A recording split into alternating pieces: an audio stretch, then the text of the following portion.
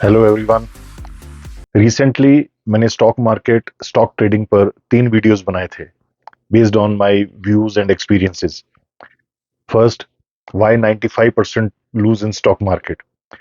Second video, what's the minimum amount you should have to be a successful trader. And third, when honest hungry smart people smile. इन तीनों videos के बाद मुझे कई phone calls, email request आए कि मैं स्टॉक ट्रेडिंग पर और वीडियोस बनाऊं, अपने व्यूज शेयर करूं मार्केट से रिलेटेड वेरियस एस्पेक्ट्स पर। इसी सिलसिले में मैंने डिसाइड किया कि मैं कुछ और वीडियोस बनाऊं, शेयर करूं, with the hope that this is of some help and provide some clarity to questions you might be having or solutions answers to your dilemmas, questions and confusions. आज इस series में मैं चौथा video share कर रहा हूं। In fact एक point of view से ये पहला वीडियो होना चाहिए था, because of the title subject I have chosen. I plan to make more videos in this series based on questions and suggestions received from you. आप कमेंट्स में मुझसे शेयर कर सकते हैं। मैं कई लोगों से मिलता हूं तो बहुत अम्यूज्ड होता हूं जब स्टॉक मार्केट या ट्रेडिंग के बारे में उनके व्यूज सुनता हूं। कई लोग इसको बहुत कंटेम्प्ट के साथ, हीन दृष्टि से देखते हैं, पर मैं उनको ब्लेम नहीं करता, बुरा नहीं मानता। उनका एक परसेप्शन है based on their mind programming, social narrative of past many decades, and on the basis of experiences or stories shared by their knowns on half-baked prejudices.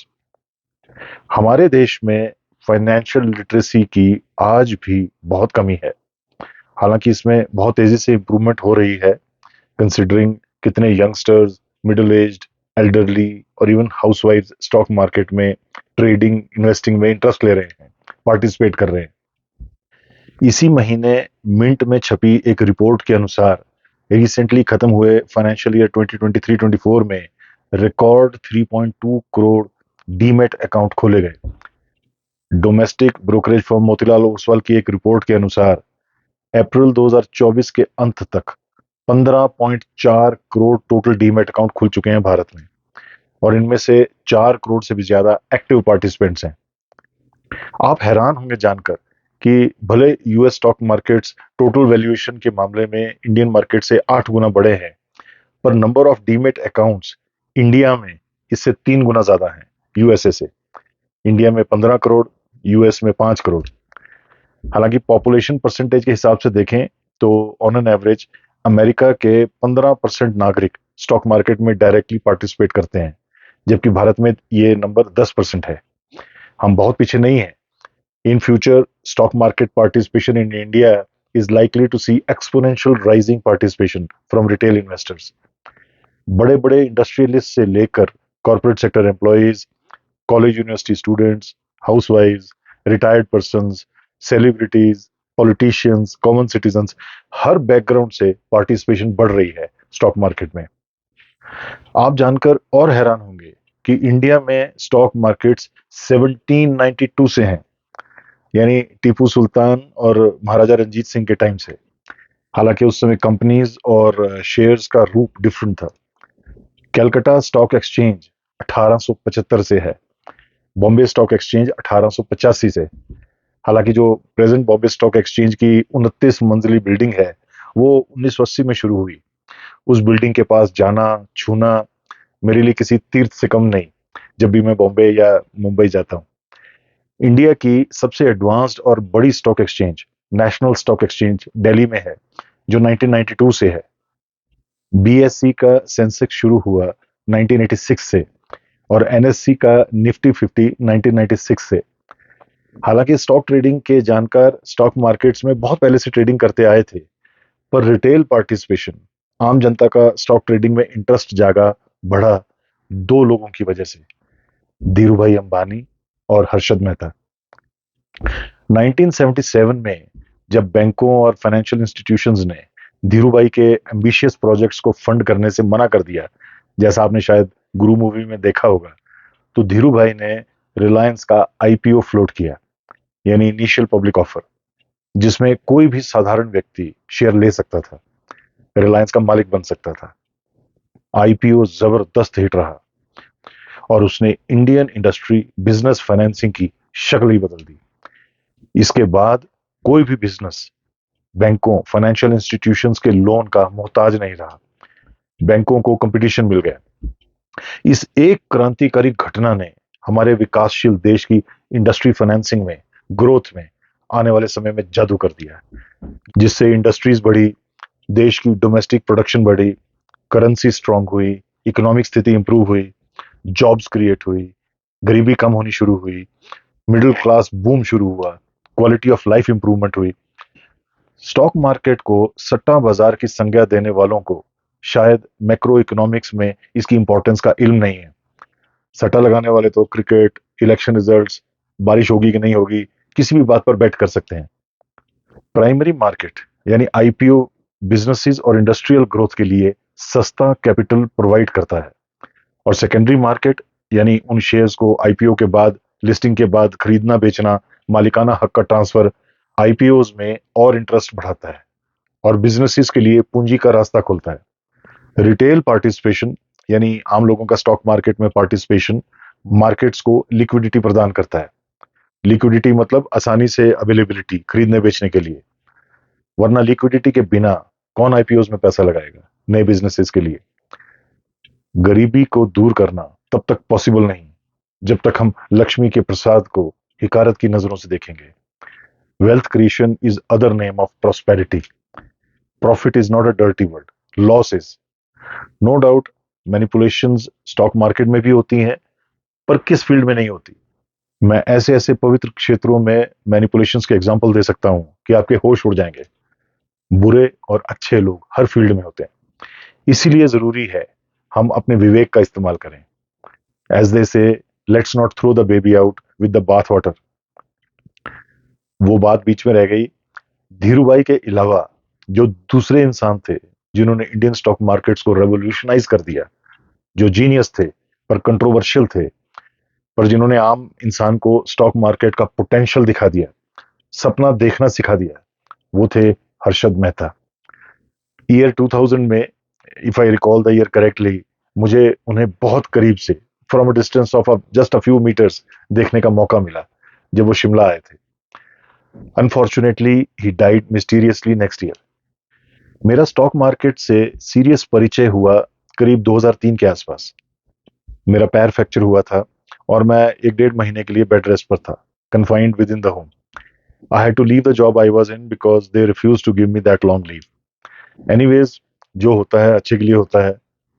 उस 1 डेढ़ महीने में, फ्री टाइम में, मैंने यही काम किया। स्टॉक मार्केट को समझा, स्टडी किया, बेसिक्स जाने, terminologies, theory, what, how, why को अंडरस्टैंड किया, मोस्टली इंटरनेट से नोट्स बनाए। मैं हमेशा से जॉब की बजाय बिजनेस करना चाहता था, पर चूंकि फैमिली ट्री में कोई बिजनेस में था ही नहीं, कैपिटल भी इतना नहीं था, इनफैक्ट कॉन्फिडेंस भी नहीं था, तो हमेशा चाह कर भी बिजनेस के ख्याल से आगे नहीं बढ़ पाए। फिर एक दिन मेरे हाथ लगी रॉबर्ट कियोसाकी की iconic famous book rich dad poor dad, जिसमें उन्होंने बताया कि नौकरी से बेहतर है सेल्फ एम्प्लॉयमेंट। जैसे किसी डॉक्टर के लिए किसी प्राइवेट हॉस्पिटल से सैलरी पर काम करने से बेटर है अपना क्लिनिक खोलना, अगर हो सके कोशिश करके। इसके बाद उन्होंने कहा कि सेल्फ एम्प्लॉयमेंट से बेटर है अपना बिजनेस, जिसमें औरों को भी एम्प्लॉय करके मल्टीप्लिकेशन इफेक्ट लाया जा सके। और अंत में उन्होंने बोला कि बिजनेसेस से भी बेटर ऊपर है बिजनेसेस का बिजनेस, यानी इन्वेस्टमेंट, जिसमें बिजनेस कोई और चलाता है, आप उसमें इन्वेस्ट करते हैं और प्रॉफिट का प्रोपोर्शनेट हिस्सा पाते हैं। ऑफ कोर्स रिस्क भी उतना ही होता है।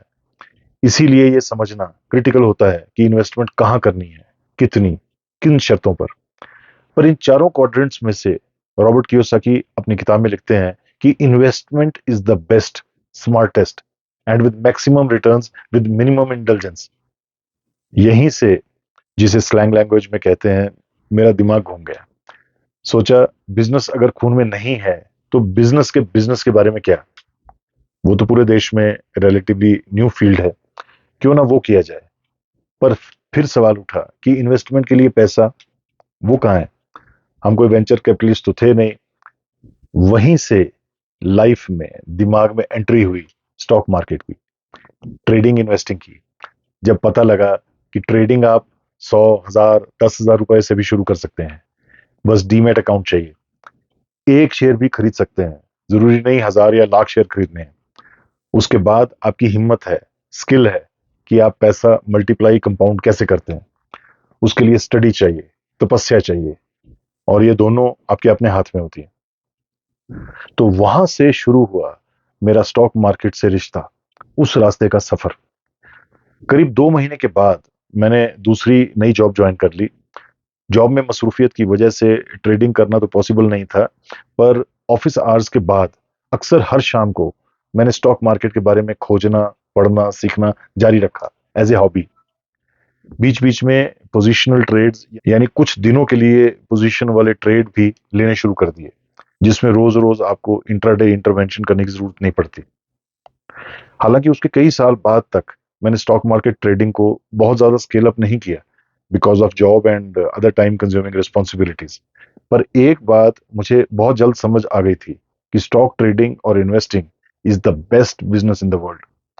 Then and there I decided that one day I will switch to it as a full time business instead of any other business whenever I want to quit job. हालांकि ऐसा मौका बहुत देर बाद आया। खैर, इस दौरान मुझसे गलती से एक अच्छा काम हो गया। इस स्टॉक ट्रेडिंग सीखने के दौरान रोज या अक्सर कुछ ना कुछ नया सीखने को मिल जाता था स्टॉक मार्केट से रिलेटेड। नया इंसाइट, नया trick, method, idea, breakthrough. कहीं कोई लेसन, आइडिया वगैरह भूल ना जाए, मैंने हर थॉट, आइडिया, लेसन को नोट्स के रूप में एक रजिस्टर में लिखना शुरू कर दिया। कुछ टाइम में ही जब नोट्स बहुत ज्यादा हो गए, तो नोट्स वाला रजिस्टर कहीं गुम ना हो जाए, तो मैंने एक आइडिया लगाया। कुछ दिन लगाकर मैंने अपने वो सारे नोट्स कंप्यूटर पर टाइप कर लिए, और blogspot.com पर अपना एक ब्लॉग नाम रजिस्टर करके ब्लॉग बनाकर उस ब्लॉग में वो सारे टाइप नोट्स अपलोड कर दिए। ब्लॉग का नाम था www.thebestbusinessintheworld.blogspot.com। थोड़ा स्ट्रेंज और बहुत लंबा नाम है, नहीं? पर मैंने बहुत सोच विचार कर अपने उस ब्लॉग का ये नाम रखा था। मेन रीजन इस नाम का यही था कि मैं प्लेजेंटली सरप्राइज्ड, इनफैक्ट शॉक्ड था कि इतना शानदार बिजनेस कॉन्सेप्ट मेरी आंखों से बचा कैसे रह गया। मैंने पाया कि स्टॉक ट्रेडिंग, इन्वेस्टिंग आर्गुएबली दुनिया का सबसे बढ़िया बिजनेस था और है। उस ब्लॉग की वजह से मुझे स्टॉक मार्केट और स्टॉक ट्रेडिंग के बारे में और पढ़ने, और पढ़कर जो लेसन इंसाइट्स मुझे मिले उन्हें उस ब्लॉग में डालते रहने की जबरदस्त प्रेरणा मिली, मोटिवेशन मिली। मैंने साथ साथ हर पोस्ट का लिंक देश विदेश की कई फोरम्स में शेयर किया ऑनलाइन, जिससे मेरी वो ब्लॉग पोस्ट कई देशों में पहुंची और पढ़ी, सराही गई। आज भी लोग पढ़ते हैं। इस वजह से मुझे इतनी किक मिली कि जिसकी बदौलत मैं सालों साल स्टॉक मार्केट को गहराई में स्टडी कर सका, प्रैक्टिस कर सका। जितना आसान सोचा था, ट्रेडिंग को उससे 100,000 गुना मुश्किल, डेंजरस, ट्रिकी, स्लिपरी पाया। पर मोटिवेशन इतनी थी कि मुझसे रुका नहीं गया। आरएसआई और William percentage R technical indicators पर तो मैंने इतना शोध किया जितना शायद इन इंडिकेटर्स के इन्वेंटर्स और प्रोफेशनल ट्रेडर्स ने भी किया नहीं होगा। स्टॉक मार्केट के हर पहलू पर, जैसे strategy, tactics, techniques, behaviour, psychology, experiences वगैरह, हर एस्पेक्ट पर मैंने बहुत आर्टिकल्स, ब्लॉग पोस्ट लिखे। 12 सालों में 1200 से भी ज्यादा, जो सभी दर्ज हैं मेरे इस ब्लॉग स्पॉट में, www.thebestbusinessintheworld.blogspot.com। ये आज की डेट में इंटरनेट पर स्टॉक ट्रेडिंग लर्निंग पर सबसे बड़े और ऑथेंटिक रिसोर्सेज में से एक है वर्ल्ड ओवर। 1200 में से सबसे पहली पोस्ट ही मेरी यही थी कि Y stock trading is the best business in the world. वही आज शॉर्ट में आपसे आगे शेयर करने जा रहा हूं। अंदाजा 20-22 रीजंस हैं। पहला रीजन, ये एक ऐसा बिजनेस है जिसमें जगह की कोई रिस्ट्रिक्शन नहीं। आप इसे कहीं से भी कर सकते हैं। मुझे याद है मैंने स्टॉक ट्रेडिंग रोहतांग पास से, पराशर झील के पास से, और स्पीति वैली में काजा से भी की है। Total place freedom, you can do it from anywhere, चाहे वो माउंट एवरेस्ट हो या अंटार्कटिका हो, सिर्फ इंटरनेट कनेक्शन चाहिए। सेकंड रीजन, इसमें टाइम फ्रीडम है। भले मार्केट की टाइमिंग्स होती हैं, पर आपके पास जॉब की तरह टाइम की बंदिश नहीं होती। आप सुबह उठकर ओवरनाइट मार्केट सिचुएशन को ब्रीफली स्टडी करते हैं बेड टी के साथ, और फिर डिसाइड करते हैं कि आज ऊंट किस करवट बैठने की संभावना है। फॉर एग्जाम्पल, आप किसी पर्टिकुलर चार्ट सिचुएशन की वेट करते हैं ट्रेड में एंट्री एग्जिट के लिए, वरना आप फ्री हैं। अगर आप डे ट्रेडिंग नहीं स्विंग ट्रेडिंग करते हैं तो आपके पास टाइम ही टाइम है। सिर्फ 5-5 मिनट आपको चार्ट देखने की जरूरत पड़ेगी, तीन एक बार, मॉर्निंग, नून और आफ्टरनून में, मार्केट क्लोजर से पहले। पोजिशनल ट्रेडिंग में तो वो भी नहीं, सिर्फ 5 मिनट हर शाम या रात, बस। सारा दिन फ्री, टोटल टाइम फ्रीडम, छुट्टियां ही छुट्टियां, पेड। मेरा मानना है कि काम इंसान के लिए बना है, इंसान काम के लिए नहीं। रीजन 3, ये ऐसा बिजनेस है जिसमें किसी दुकान की जरूरत नहीं, कोई रेंट, बिजली का बिल, ओवरहेड्स, कुछ नहीं। रीजन 4, ये ऐसा बिजनेस है जिसमें कोई स्टॉक आपको नहीं रखना बेचने के लिए, डेड स्टॉक का झंझट, स्टॉक कीपिंग, वेयर हाउसेज, कोई सिर दर्द नहीं। रीजन 5, इस बिजनेस में आपको कोई एम्प्लॉय भी रखने की जरूरत नहीं, कोई सेल्समैन, पियोन, पेंट्री बॉय तक नहीं, चौकीदार भी नहीं, कोई सैलरी लाइबिलिटी नहीं, एटलीस्ट जब तक आप बहुत बड़े इन्वेस्टर ट्रेडर ना बन जाएं। उसके बाद आप एक दो एम्प्लॉयज या एसोसिएट्स रख सकते हैं असिस्टेंस के लिए। रीजन 6, इस बिजनेस में आपको कोई इंफ्रास्ट्रक्चर या मशीनरी की जरूरत नहीं, only one computer with internet, और कोई कॉस्ट नहीं।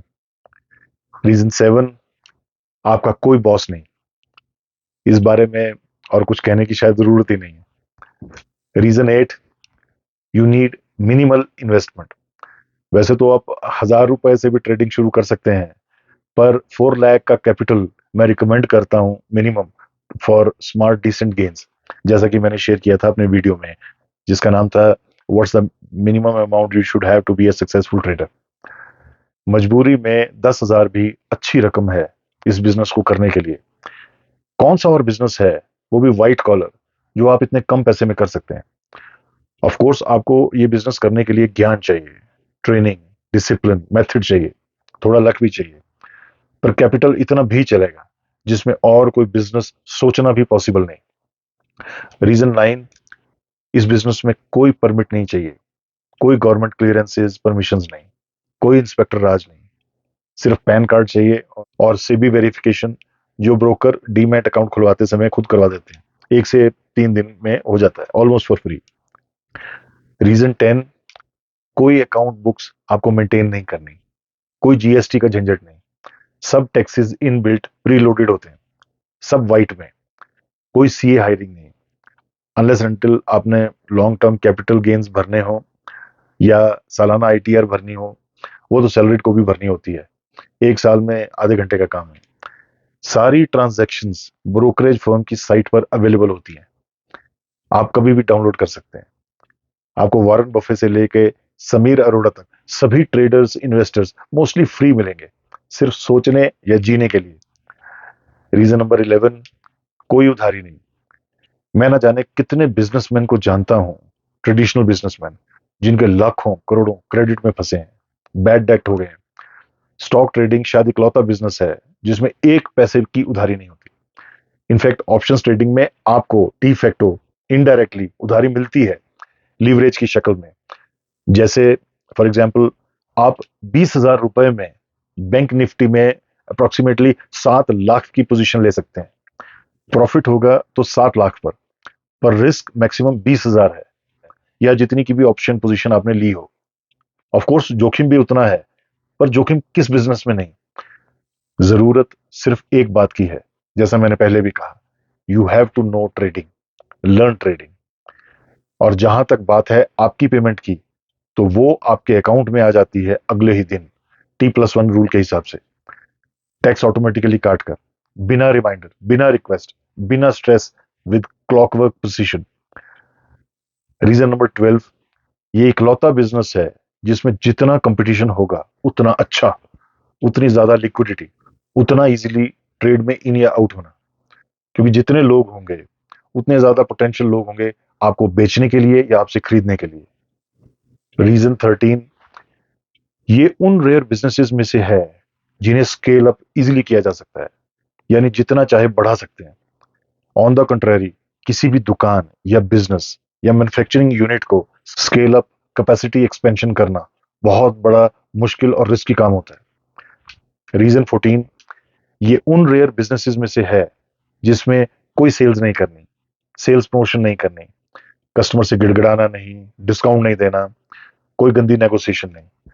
आप जो भी हैं, मार्केट और बाकी ट्रेडर्स के लिए अदृश्य हैं। स्क्रीन पर भाव दिख रहे हैं, आपको जंचे तो ट्रेड कीजिए, नहीं तो छोड़ दीजिए। No questions asked and no compulsion. Reason 15, कोई रिसेशन का खतरा नहीं, कोई out of season down season नहीं। आप किसी भी सेक्टर में ट्रेडिंग कर सकते हैं जो उस समय हरकत में हो, और तो और आप गिरते स्टॉक्स को या मार्केट इंडाइसेस को शॉर्ट भी कर सकते हैं। रीजन 16, कोई बुरी नजर वगैरह का डर नहीं। Your business is always out of public glare unless you have a habit of flaunting money. Reason 17, one of the best returns on investment. 10 से 15% रिटर्न ऑन इन्वेस्टमेंट आम बात है, पर कई ऐसे ट्रेंड गिफ्टेड ट्रेडर्स इन्वेस्टर्स हैं जिनका CAGR mind blowing है। एंड माइंड यू, इवन 10, 15 या 20% में भी आप अच्छा खासा कमा सकते हैं। सब कैपिटल कितना है इस बात पर डिपेंड करता है, जोर उतना ही लगेगा। फॉर एग्जाम्पल 10 लाख का 10% 1 लाख है, 10 करोड़ का 10% 1 करोड़ है। Main thing, as I said earlier, is knowing how to trade and how to manage risk, discipline. Reason 18, you can pack up your bag and retire at any time if you wish. कभी भी दिल करे, जरूरत हो, आप business wind up करके, account बंद करके कहीं भी जा सकते हैं और वहां दोबारा शुरू कर सकते हैं। और कितने ऐसे बिजनेसेस हैं जो ऐसा करने देते हैं, आपको वाइंड अप करने देते हैं। कहते हैं, you don't own a business, the business owns you and won't leave you that easily.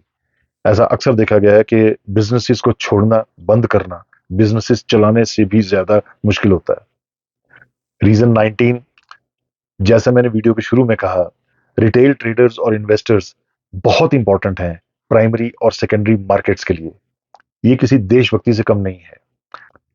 And last but not the least, reason number 20, ये इकलौता ऐसा बिजनेस है जिसमें कोई कस्टमर नहीं, नो कस्टमर्स, कोई customer acquisition, marketing, retention cost नहीं, कोई जी हजूरी नहीं, डिससेटिस्फेक्शन नहीं, कस्टमर केयर और लिटिगेशन एक्सपेंसेस नहीं।